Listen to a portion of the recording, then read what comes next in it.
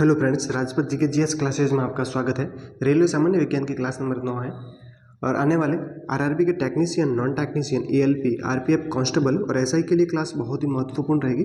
इस क्लास में physics, chemistry और बायो के लगभग 50 प्रश्न करवाए जा रहे हैं। इस प्रश्न के साथ में आप भी ट्राई करते रहना कि 50 में से आपके कितने सही रहे। प्रश्न संख्या 1, ध्वनि तरंगे किसके कारण प्रतिध्वनि उत्पन्न करते हैं? ऑप्शन फर्स्ट अपवर्तन, ऑप्शन 2 विवर्तन, ऑप्शन थर्ड परावर्तन, ऑप्शन फोर्थ इनमें से कोई नहीं। तो प्रतिध्वनि किसके कारण है उत्पन्न होती है? ऑप्शन नंबर थर्ड परावर्तन के कारण उत्पन्न होती है। प्रश्न संख्या 2, सोनार अधिकांश तो प्रयोग में लाया जाता है। सोनार किसके द्वारा प्रयोग में लाया जाता है वो बताना है। ऑप्शन नंबर फर्स्ट अंतरिक्ष यात्रियों द्वारा, ऑप्शन 2 डॉक्टरों द्वारा, ऑप्शन थर्ड इंजीनियरों द्वारा, ऑप्शन फोर्थ नौ संचालकों द्वारा। तो सोनार किसके द्वारा प्रयोग में लाया जाता है? अधिकांशतः नौ संचालकों द्वारा उपयोग में लाया जाता है। Option number fourth right option. प्रश्न संख्या 3, किसी ध्वनि स्रोत की आवृत्ति में होने वाले उतार चढ़ाव को क्या कहते हैं? ऑप्शन फर्स्ट रमन प्रभाव, ऑप्शन 2 डॉपलर प्रभाव, ऑप्शन थर्ड क्रॉम्पटन प्रभाव, ऑप्शन फोर्थ प्रकाश विद्युत प्रभाव। तो आवृत्ति में होने वाले उतार चढ़ाव को क्या कहते हैं? डॉपलर प्रभाव कहते हैं। Option number 2 right option. प्रश्न संख्या 4, पास आती हुई रेलगाड़ी के सीटिंग की आवृत्ति या तीक्ष्णता बढ़ती जाती है, ऐसा किस परिघटना के कारण होता है? आपने ध्यान दिया होगा रेलवे स्टेशन वगैरह पे जैसे जैसे रेलगाड़ी पास में आती है तो उसकी आवृत्ति और तीक्ष्णता बढ़ती जाती है और दूर जाती है तो धीरे धीरे कम होती जाती है। ये किस प्रभाव के कारण, कौन से परिघटना के कारण होता है? प्रश्न संख्या option number first big bag सिद्धांत, ऑप्शन 2 डॉपलर प्रभाव, ऑप्शन थर्ड चार्ल्स नियम, ऑप्शन फोर्थ आर्किमिडीज का नियम। तो ये किस कारण से होता है? ये डॉपलर प्रभाव के कारण होता है कि जैसे जैसे ट्रेन पास में आती है तो उसकी आवृत्ति और तीक्ष्णता बढ़ती जाती है और जैसे वो दूर जाती है तो उसकी आवृत्ति और तीक्ष्णता में कमी आती है। ये किस कारण से होता है? डॉपलर प्रभाव के कारण होता है। प्रश्न संख्या 5, केल्विन मान से मानव शरीर का सामान्य ताप कितना होता है? केल्विन में पूछा है। किस में पूछा है? केल्विन में पूछा है। अ ऑप्शन 280, ब ऑप्शन 290, स ऑप्शन 300, द ऑप्शन 310। केल्विन मान में कितना मान होता है? Option number fourth right option the right option है। कितना होता है? 310। याद रखना केल्विन में पूछे 310 और केल्विन में कभी भी डिग्री नहीं लगती है। अगर आपको फ़ारेनहाइट में पूछे स्वस्थ मानव का टेम्परेचर तो कितना बताना है? 98.6 डिग्री फ़ारेनहाइट बताना है। अगर आपको स्वस्थ मानव का है, अगर चैनल पर फर्स्ट बार है तो चैनल को सब्सक्राइब, लाइक और शेयर कीजिए।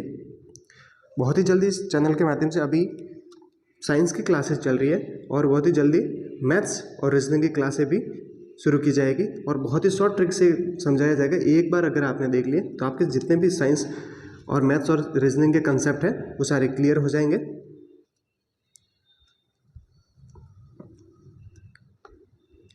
प्रश्न संख्या 6, कितना तापमान होने पर पाठ्यांक सेल्सियस और फ़ारेनहाइट तापमापियों में एक ही होंगे?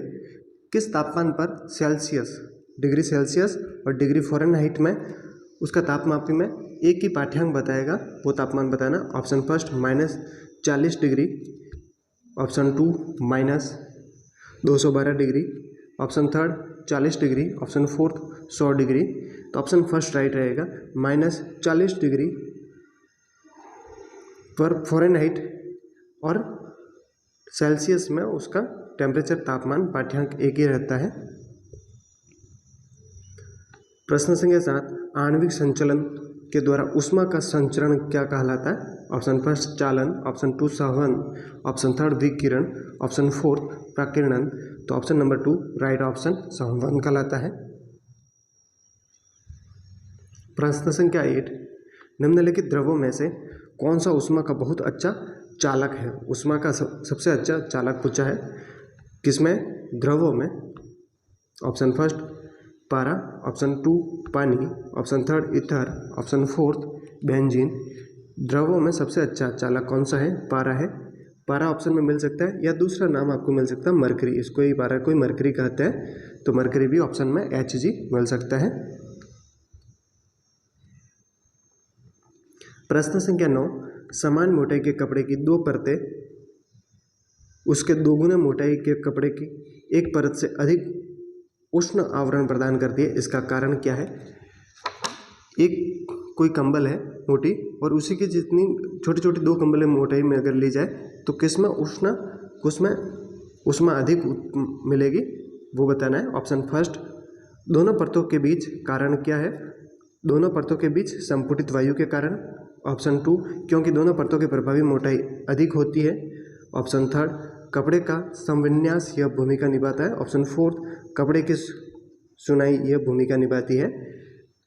तो अधिक उष्ण आवरण प्रदान क्यों करती है, क्योंकि उसमें दोनों अलग अलग परत होती है, उन दोनों परतों के बीच संपुटित वायु के कारण उष्ण आवरण प्रदान करती है। प्रश्न संख्या 10, ग्रीष्म काल में हमें सफ़ेद वस्त्र धारण करने की सलाह दी जाती है, क्योंकि ऑप्शन फर्स्ट कौन सा है। ऑप्शन वे भद्र दिखते हैं। ऑप्शन 2, उन्हें दूर से भी देखा जा सकता है। ऑप्शन थर्ड, सफ़ेद वस्त्र ताप का अवशोषण कम करते हैं। ऑप्शन फोर्थ, यह एक परंपरा है। तो ऑप्शन नंबर थर्ड राइट रहेगा। सफ़ेद वस्त्र है वो ताप का क्या करते हैं, कम अवशोषण करते हैं। प्रश्न संख्या 11, सर्वाधिक तेज गति का प्रिंटर है, सबसे तेज गति का प्रिंटर कौन सा है। Option first, laser printer. Option 2, jet printer. Option third, thermal printer. Option fourth, daisy wheel printer. तो सबसे तेज गति का प्रिंटर कौन सा है, laser printer. Option number first right option. प्रश्न संख्या 12, सुपर कंप्यूटर अन्य कंप्यूटरों से किस संदर्भ में भिन्न होते हैं। सुपर कंप्यूटर दूसरे कंप्यूटर से किस प्रकार भिन्न है, वो बताना है। ऑप्शन फर्स्ट, बहुत अधिक कीमत है। ऑप्शन 2, वातानुकूलन की समस्या। ऑप्शन थर्ड, परिकलन क्षमता एवं वृहद स्मृति। ऑप्शन फोर्थ, बहुआयामी उपयोग। तो ऑप्शन थर्ड राइट रहेगा। सुपर कंप्यूटर अन्य कंप्यूटर से किस प्रकार भिन्न है, परिकलन क्षमता और वृहद स्मृति भंडार के कारण अलग है, भिन्न है।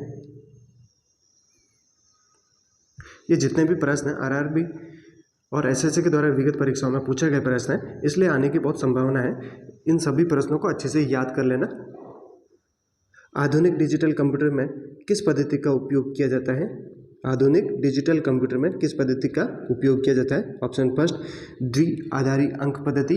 ऑप्शन 2, दशमलव अंक पद्धति। ऑप्शन थर्ड, अनुरूप गणना पद्धति। ऑप्शन फोर्थ, इनमें से कोई नहीं।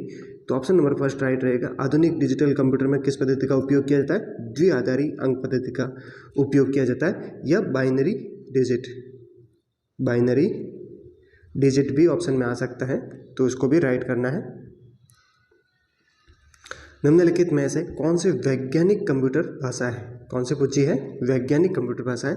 Option first, basic. Option 2, COBOL. Option third, Fortran. Option 4, pascal. तो कंप्यूटर में वैज्ञानिक भाषा कौन सी है, फोर्ट्रैन है। Option number third right option है। पद एमबी का प्रयोग होता है, एमबी का फुल फॉर्म क्या है और एमबी का क्या प्रयोग है। ऑप्शन फर्स्ट, मैग्नेटिक बिट्स के लिए। ऑप्शन 2, मेगाबाइट्स के लिए। ऑप्शन थर्ड, मेगाबिट्स के लिए। ऑप्शन फोर्थ, इनमें से कोई नहीं। तो एमबी के क्या होता है, मेगाबाइट्स होता है। आइसोटॉप्स के गुण होते हैं, आइसोटॉप के कौन से गुण, रासायनिक गुण होते हैं, उनमें समान होते हैं, भिन्न होते हैं, उनके बारे में बताना है। ऑप्शन फर्स्ट, समान होने चाहिए। ऑप्शन 2, भिन्न भिन्न होने चाहिए। समान होना आवश्यक नहीं, भिन्न भिन्न होना आवश्यक नहीं। ऑप्शन फर्स्ट राइट रहेगा, समान होने चाहिए।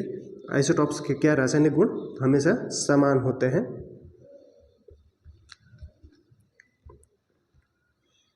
प्रश्न संख्या 17, इलेक्ट्रॉनों की समान संख्या वाले परमाणु, अणु या आयन होते हैं।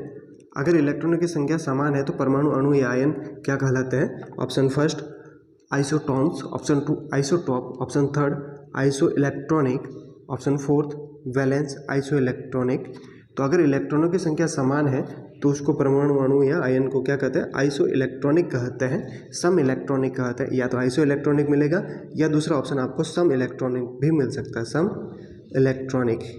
ये भी प्रश्न बना हुआ सम इलेक्ट्रॉनिक ऑप्शन में, तो याद रखना है, या तो आपको आइसो इलेक्ट्रॉनिक मिलेगा या सम इलेक्ट्रॉनिक ऑप्शन में मिलेगा। प्रश्न संख्या 18, किसी तत्व के रासायनिक गुणधर्म किस पर निर्भर करते हैं? किसी तत्व के रासायनिक गुणधर्म किस पर निर्भर करते हैं ये बताना। ऑप्शन नंबर फर्स्ट, तत्व की सबसे बाहरी कोष में इलेक्ट्रॉनों की संख्या पर निर्भर करते हैं। ऑप्शन 2, तत्व की समस्थानिकों पर की संख्या पर निर्भर करते हैं। ऑप्शन 3, तत्व की द्रव्यमान संख्या पर निर्भर करते हैं। या ऑप्शन 4, तत्व में न्यूट्रॉनों की कुल संख्या पर निर्भर करते हैं। तो रासायनिक गुण किस पर निर्भर करते हैं? तत्व के उसके बाहरी कोष में इलेक्ट्रॉनों की तत्व की सबसे बाहरी कोष में इलेक्ट्रॉनों की संख्या पर निर्भर करते हैं। प्रश्न संख्या 19, न्यूनतम पारगम्य शक्ति किरण कौन सी है? ऑप्शन फर्स्ट अल्फा किरण, ऑप्शन 2 एक्स किरण, ऑप्शन 3 गामा किरण, ऑप्शन 4 बीटा किरण। तो सबसे न्यूनतम पारगम्य शक्ति किसके होती है? वेदन शक्ति तो अल्फा किरण की होती है। किसके? अल्फा किरण की। Option number first right option. और अगर अधिक पूछ ले तो गामा बताना है कि इसमें अधिक। प्रश्न संख्या 20, कोबाल्ट 60 आमतौर पर विकिरण चिकित्सा में प्रयुक्त होता है। कहाँ पर होता है? विकिरण चिकित्सा में प्रयुक्त होता है, क्योंकि ये उत्सर्जित करता है। ये कौन से किरणों को उत्सर्जित करता है ये बताना। Cobalt 60। Option number first alpha किरणें, ऑप्शन नंबर 2 बीटा किरणें, ऑप्शन 3 गामा किरणें, ऑप्शन 4 एक्स किरणें। तो कोबाल्ट 60 कौन सी किरणें करता है? गामा किरणें उत्सर्जित करता है। Option number 3 right option. प्रश्न संख्या 21, कलपक्कम के फास्ट ब्रीडर रिएक्टर में निम्नलिखित में से कौन सा एक शीतलक प्रयोग में लाया जाता है? Option first carbon dioxide, option 2 द्रवित सोडियम, ऑप्शन 3 समुद्री जल, ऑप्शन 4 बाहरी जल। तो कलपक्कम के फास्ट ब्रीडर रिएक्टर में मंदक शीतलक के रूप में किसका प्रयोग किया जाता है? द्रवित सोडियम का उपयोग किया जाता है। ऑप्शन नंबर 2 राइट ऑप्शन है। अगर चैनल पर फर्स्ट बार हो तो चैनल को सब्सक्राइब, लाइक और शेयर कीजिए। साथ में इसके पहले भी जो क्लासेस डाली गई है MCQ वो कंप्लीट देख लेना। उससे क्या साइंस वाला जो भी आपका पार्ट है वो कंप्लीट हो जाएगा, क्योंकि RRB में लगभग साइंस की जो भी GK रहता है उसका 50% ओनली फॉर साइंस रहती है। साइंस का रेशियो ज़्यादा रहता है। प्रश्न संख्या 22, एक नाभिकीय रिएक्टर में भारी जल का कार्य होता है। भारी जल का क्या कार्य है? ऑप्शन फर्स्ट न्यूट्रॉनों की गति को कम करता है, ऑप्शन 2 न्यूट्रॉन की गति को बढ़ाता है, ऑप्शन 3 रिएक्टर को ठंडा करना, ऑप्शन 4 नाभिकीय क्रिया को रोकना। तो भारी जल का कार्य क्या? नाभिकीय रिएक्टर में यह न्यूट्रॉनों की गति को कम करता है, मंद करता है। प्रश्न संख्या 23, निम्नलिखित में से कौन सा कथन सही है? सही कथन पहचानना है। ऑप्शन फर्स्ट हाइड्रोजन के लिए ऑक्सीजन अंक सदैव 0 होता है। ऑप्शन 2 हाइड्रोजन के लिए ऑक्सीजन अंक सदैव +1 होता है। ऑप्शन 3 हाइड्रोजन के लिए ऑक्सीजन अंक सदैव -1 होता है। ऑप्शन 4 हाइड्रोजन के लिए 1 से अधिक ऑक्सीकरण अंक हो सकते हैं। ऑप्शन नंबर 4 राइट ऑप्शन है।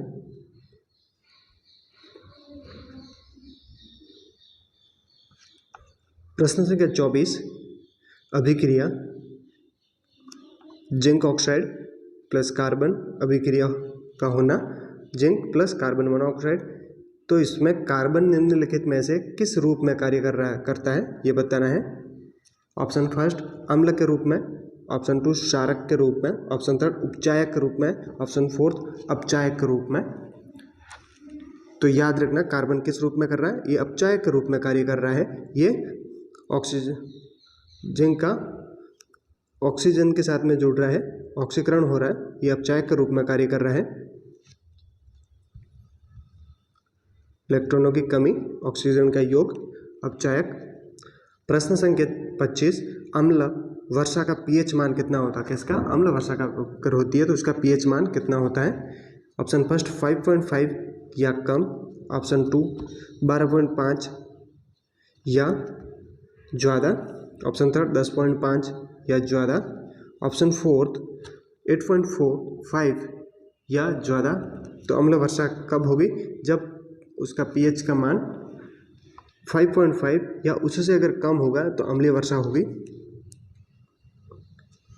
बहुआसुत जल के एक नमूने का पीएच मान कितना होता है? किसका? बहुआसुत जल का पीएच मान पूछा है। ऑप्शन फर्स्ट 0 होता है, ऑप्शन 2 14 होता है, ऑप्शन थर्ड 0 के अति निकट, ऑप्शन फोर्थ 7 के अति निकट। तो बहुआसुत जल का पीएच मान कितना होता है? 7 के अति निकट होता है, लगभग 7 के आसपास, 7 ही होता है, याद रखना। 7 के अति निकट वाला ऑप्शन राइट करना है। प्रश्न संख्या 27, सूची फर्स्ट को सूची 2 में सुमेलित कीजिए तथा सूचियों के नीचे दिए गए कूट का प्रयोग कर सही उत्तर चुनिए। सूची फर्स्ट यौगिक है और सूची 2 में उसकी प्रकृति है, किस टाइप के है। सोडियम हाइड्रोक्स, ए ऑप्शन है sodium hydroxide, B sodium calcium oxide, third acetic अम्ल, फोर्थ हाइड्रोक्लोरिक अम्ल। तो जो एसिटिक अम्ल है ये क्या है? ये क्षीण अम्ल है, थर्ड ऑप्शन राइट रहेगा।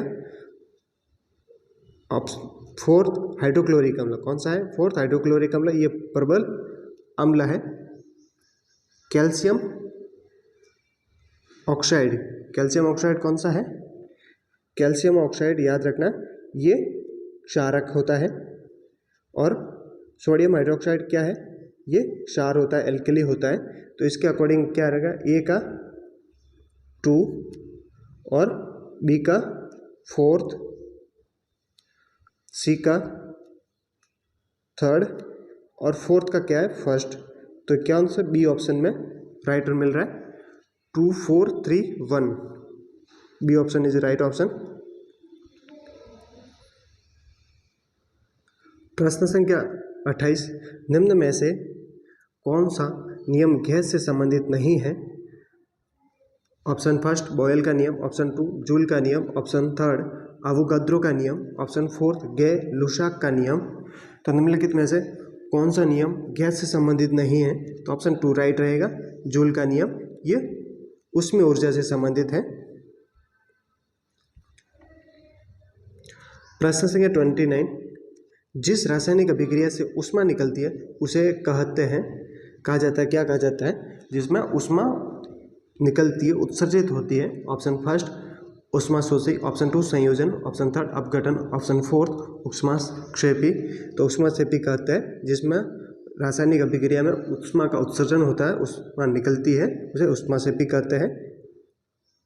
निम्नलिखित में से कौन सी रासायनिक प्रतिक्रिया की प्रकृति हमेशा ऊष्माशोषी होती है? ऊष्माशोषी जिसमें ऊष्मा का अवशोषण होता है, क्या होता है? अवशोषण होता है।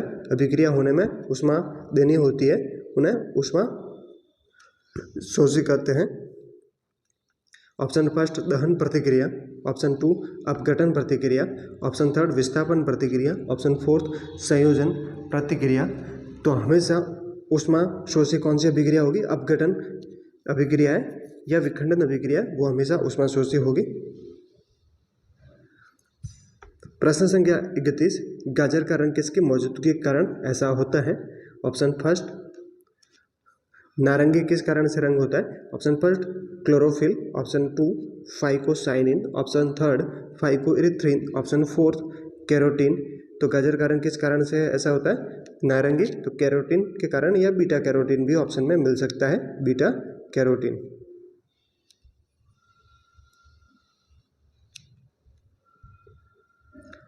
प्रश्न संख्या 32, सिनकोना का कौन सा भाग औषधि देता है? ऑप्शन फर्स्ट भ्रूणपोष, ऑप्शन सेकंड फल भित्ति, ऑप्शन 3 चाल, ऑप्शन 4 पत्तियां। तो सिनकोना कौन सा भाग से औषधि प्राप्त होती है? तो चाल से प्राप्त होती है, ऑप्शन नंबर 3 चाल से औषधि। सिनकोना वृक्ष से कौन सी औषधि प्राप्त होती है? क्विनैन, कौन सी? क्विनॉन या कुनैन, क्विनॉन या कुनैन, जो मलेरिया रोग में उपचार के लिए होगी। किसमें? मलेरिया रोग, क्विनॉन या क्विनैन। निम्नलिखित में से कौन सा कारक बीजों के प्रकीर्णन द्वारा पादपों के प्रवर्धन में योगदान नहीं देता है? बीजों का प्रकीर्णन क्या होता है? जैसे ही बीज परिपक्व हुए उनका प्रस्फुटन होता है, तो उस क्रिया में कौन से भाग नहीं लेते हैं, योगदान नहीं देते हैं? पवन, पवन योगदान देती है। ऑप्शन फर्स्ट कवक, कवक ये योगदान नहीं देते हैं। ऑप्शन नंबर 2 राइट ऑप्शन रहेगा इस प्रश्न का। 2 ऑप्शन वो भी देख लेते हैं। जंतु, जंतुओं का भी योगदान रहता है, मक्खी वगैरह, और जल का भी योगदान रहता है। बहुत सारे जो परागकण होते हैं जो प्रस्फुटन में योगदान देते हैं, जल का भी।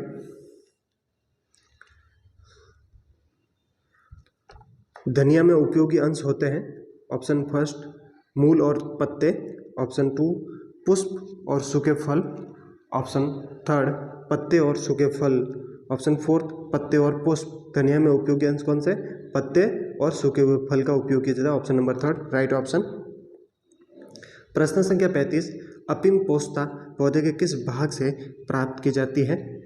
ऑप्शन फर्स्ट फूल से, ऑप्शन 2 पत्ते से, ऑप्शन थर्ड अधपके फल से, ऑप्शन फोर्थ मूल से। तो अफीम पोस्ता किससे प्राप्त की? अधपके फलों से प्राप्त की जाती है। Option number third right option. प्रश्न संख्या 36, पत्तों का हरा रंग किसकी उपस्थिति के कारण होता है? क्या है पत्तों का हरा रंग का कारण? क्या है? ऑप्शन फर्स्ट प्रोटीन के कारण, option 2 lipid, option third chlorophyll, option fourth carbohydrate. पत्तों का रंग किस कारण से होता है? क्लोरोफिल के कारण होता है, लाल हरा होता है। मैग्नीशियम निम्नलिखित में से किसका संघटक धातु है? Option first chlorophyll, option 2 DNA, option third mitochondria, option fourth ribosome. तो मैग्नीशियम निम्नलिखित में से किसका संघटक धातु है?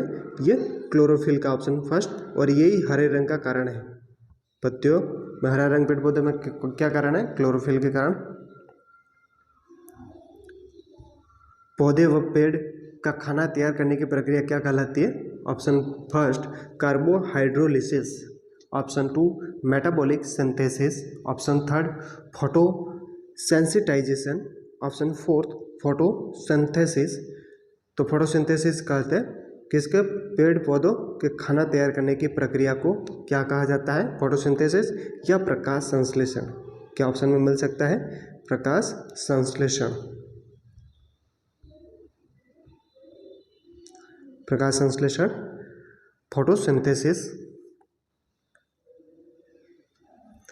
प्रश्न संख्या 39, निम्नलिखित में से कौन सा ऊर्जा का रूपांतरण प्रकाश संश्लेषण नामक प्रक्रिया में होता है? प्रकाश संश्लेषण क्रिया जब होती है पेड़ पौधों में तो उस टाइम कौन सी ऊर्जा का किस ऊर्जा में रूपांतरण होता है? ऑप्शन फर्स्ट स्थितिज ऊर्जा से रासायनिक ऊर्जा में, ऑप्शन 2 प्रकाश ऊर्जा से रासायनिक ऊर्जा में, ऑप्शन थर्ड उष्मीय ऊर्जा से रासायनिक ऊर्जा में, ऑप्शन फोर्थ उष्मीय ऊर्जा से प्रकाश ऊर्जा में। तो सेकंड ऑप्शन राइट रहेगा। प्रकाश ऊर्जा को किस में परिवर्तित करता है? रासायनिक ऊर्जा में परिवर्तित करता है प्रकाश संश्लेषण की क्रिया के दौरान। प्रश्न संख्या 40, सर्वाधिक प्रकाश संश्लेषित क्रियाकलाप कहाँ चलता है? ऑप्शन फर्स्ट प्रकाश के नीले व लाल क्षेत्र में, ऑप्शन 2 प्रकाश के हरे व पीले क्षेत्र में, ऑप्शन थर्ड प्रकाश के नीले व नारंगी क्षेत्र में, प्रकाश के बैंगनी व नारंगी क्षेत्र में। तो सर्वाधिक प्रकाश क्रिया कौन से रंग में होती है? ऑप्शन फर्स्ट राइट रहेगा, नीले व लाल क्षेत्र में। प्रश्न संख्या 41, पौधों में फ्लोएम मुख्यतः उत्तरदायी। फ्लोएम का क्या कार्य है? ऑप्शन फर्स्ट आहार वहन के लिए, ऑप्शन 2 अमीनो अम्ल। ये क्या है अमीनो अम्ल? अमीनो अम्ल वहन के लिए, ऑप्शन थर्ड ऑक्सीजन वहन के लिए, ऑप्शन फोर्थ जल वहन के लिए। तो फ्लोएम का क्या कार्य है? ये आहार वहन के लिए कार्य करता है। जो प्रकाश संश्लेषण क्रिया द्वारा पत्तियों ने भोजन बनाया है उसको पूरे संपूर्ण पौधे के विभिन्न भागों तक पहुंचाने का कार्य कौन करता है? फ्लोएम करता है। प्रश्न संख्या 42, निम्नलिखित में से पेड़ के वर्षों में आयु पता लगाने हेतु कौन सी तकनीक का प्रयोग किया जाता है? पेड़ की वर्षों में आयु ज्ञात करने के लिए तकनीक कौन सी है उसका पता लगाना है। ऑप्शन फर्स्ट शाखाओं की संख्या की गणना, ऑप्शन 2 पेड़ के चल्लों की संख्या की गणना, ऑप्शन थर्ड पेड़ की चाल के आकार का मापन, ऑप्शन फोर्थ उसमें फूल खिलने की मौसम की गणना। तो इसमें किससे आयु ज्ञात की जा सकती है? ऑप्शन नंबर 2 राइट रहेगा, पेड़ के छल्लों की संख्या की गणना करके उसकी आयु ज्ञात की जा सकती है किसी पेड़ पौधे की। प्रश्न संख्या 43, निम्नलिखित में से कौन सा पादप रेशा तने से प्राप्त होता है? कपास, वायर, ऑप्शन थर्ड सनई, ऑप्शन फोर्थ सेमल। तो तनई से कौन सा प्राप्त होता है? सनई प्राप्त की जाती है। प्रश्न संख्या 44, उस उत्तक का नाम बताइए जो किसी पौधे के विभिन्न भागों में भोजन पहुंचाता है। अभी ऊपर प्रश्न बनाया था। Option first phloem, option two parenchyma, option third meristem, option fourth xylem. तो पौधे के भोजन पहुंचाने का कार्य कौन करता है? फ्लोएम करता है। Option number first right option. प्रश्न संख्या 45, यदि पृथ्वी पर पाई जाने वाली वनस्पति पेड़ पौधे समाप्त हो जाए तो किस गैस की कमी हो जाएगी? क्या बताना है? कमी हो जाएगी। Option first carbon dioxide, option two nitrogen, option third oxygen, option fourth जल वाष्प। अगर सारी पेड़ पौधे वनस्पतियां समाप्त हो जाए तो ऑक्सीजन की कमी रहेगी। Option number third right option. प्रश्न संख्या 46, निम्नलिखित किसके द्वारा ऊर्जा प्रकाश प्रतिक्रिया से अंधकार प्रतिक्रिया में स्थानांतरित होती है? Option first ADP, option two ATP, option third RuDP, option fourth ये सभी। तो ऑप्शन नंबर टू राइट रहेगा एटीपी। प्रश्न संख्या 47, पौधे की पत्तियों से पानी के वाष्पीकरण को क्या कहते हैं? पौधे की पत्तियों से पानी के वाष्पीकरण की प्रक्रिया को क्या कहते हैं? Option first transpiration, option third second respiration, option third perspiration, option fourth evaporation. तो वाष्पीकरण प्रक्रिया क्या कहलाती है? ट्रांसपीरेशन कहलाती है। Option number first right option. प्रश्न संख्या 48, निम्नलिखित में से कौन सी फसल मृदा को नाइट्रोजन से भरपूर कर देती है? नाइट्रोजन स्थिरीकरण कार्य कौन करेगी? ऑप्शन फर्स्ट आलू, option two sorghum, option third सूरजमुखी, ऑप्शन फोर्थ मटर। तो ऑप्शन फोर्थ राइट रहेगा मटर। जितनी भी दालें हैं, कौन सी दालें कुल वाले, उनकी जड़ में पाया जाता है एक जीवाणु, कौन सा पाया जाता है? राइजोबियम। राइजोबियम ये नाइट्रोजन स्थिरीकरण का कार्य करता है। नाइट्रोजन की भरपूर कर देगी, कौन करेगी? मटर। मटर क्या है? ये दाल कुल का है पौधा। प्रश्न संख्या 49, निम्नलिखित में से कौन सा पादप हार्मोन है?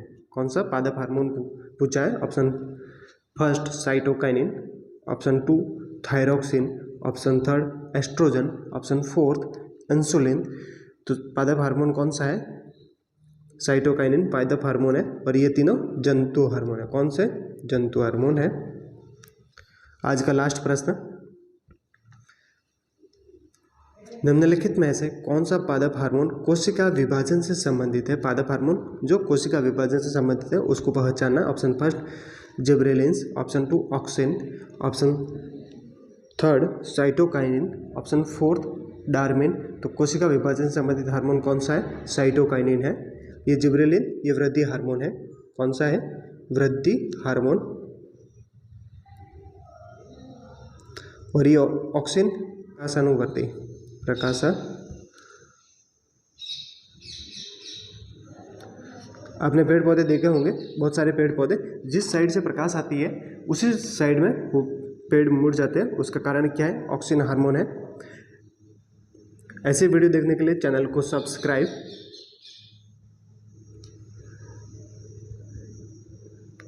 लाइक और शेयर कीजिएगा। इसके साथ में बहुत ही जल्दी इस चैनल के माध्यम से आपको मैथ्स और रीजनिंग की क्लासें भी स्टार्ट की जाएगी और बहुत ही शॉर्ट ट्रिक से समझाया जाएगा। एक दो बार अगर आपने देख ली इस वीडियो तो कंप्लीट आपके सारे कंसेप्ट क्लियर हो जाएंगे। मिलते हैं नेक्स्ट क्लास में। Thanks for watching video.